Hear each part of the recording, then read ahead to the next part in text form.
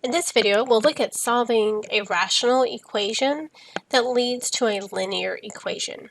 First, let's get some terminology defined. A rational equation is an equation that contains rational expressions. And a rational expression is just a quotient of two polynomials. Think about the word rational. Right, its prefix is ratio, so we're looking at a ratio or fractional expressions. The things that will be different though in these types of equations is that we will have variables in the denominator.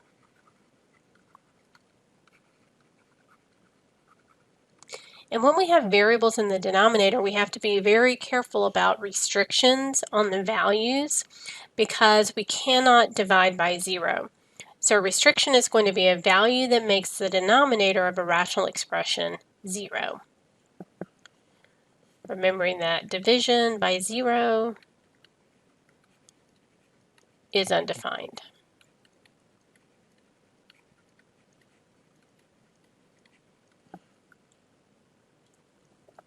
The steps to solve a rational equation are going to be first to factor each denominator if possible, and then we're going to determine the restrictions on the variable. Again, those values that make the rational expressions undefined, or that is the denominator, 0. And then we will determine the least common denominator of all the rational expressions. Multiply each side of the equation by the least common denominator, and this is where, after we simplify those products, we'll see a linear equation resulting for at least this first case that we're going to study. And then we want to solve the resulting equation and write the solution set excluding any extraneous solutions. An extraneous solution is a solution that arises through the process of solving an equation, but is not a valid solution of the original equation. And so in this case, we would have to discard that solution from the solution set.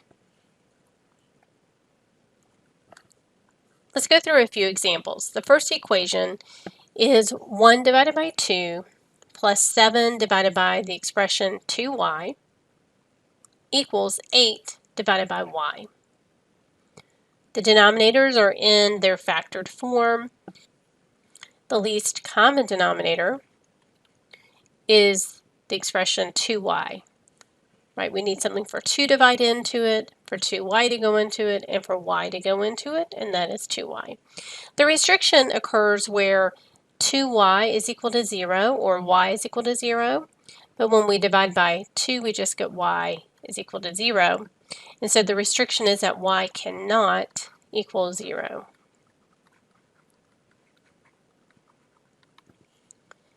Now we multiply each side of the equation by 2y. I'll do that through this first step.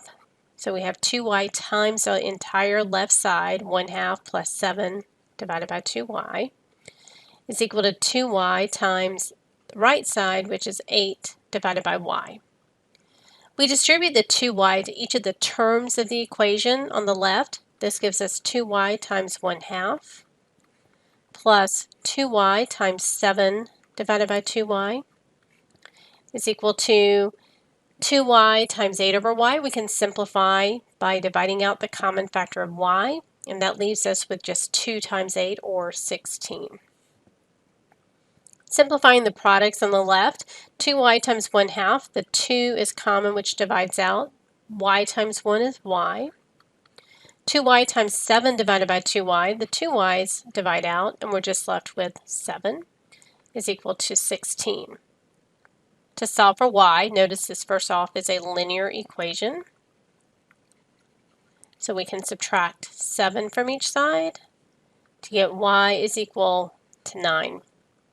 And 9 is not a restriction on the variable, so we can write that in the solution set notation with 9 in the set brackets. Another example is x divided by the expression x plus 3 plus 3 divided by the expression x plus 3 equals 3 divided by 4. So the least common denominator is a product of all those different denominators, which would be 4 times x plus 3. The restriction occurs when the denominator x plus 3 is equal to 0 or when x is equal to negative 3.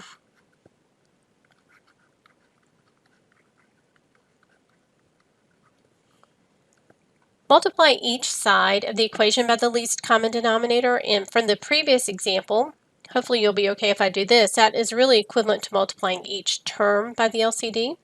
So we'll have 4 times x plus 3 times x over x plus 3 plus 4 times x plus 3 times 3 over x plus 3.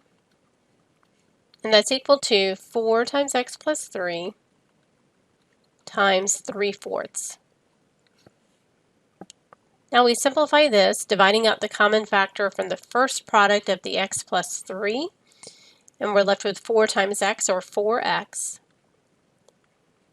In the middle expression, the x plus 3 is common, and we're left with 4 times 3, or 12.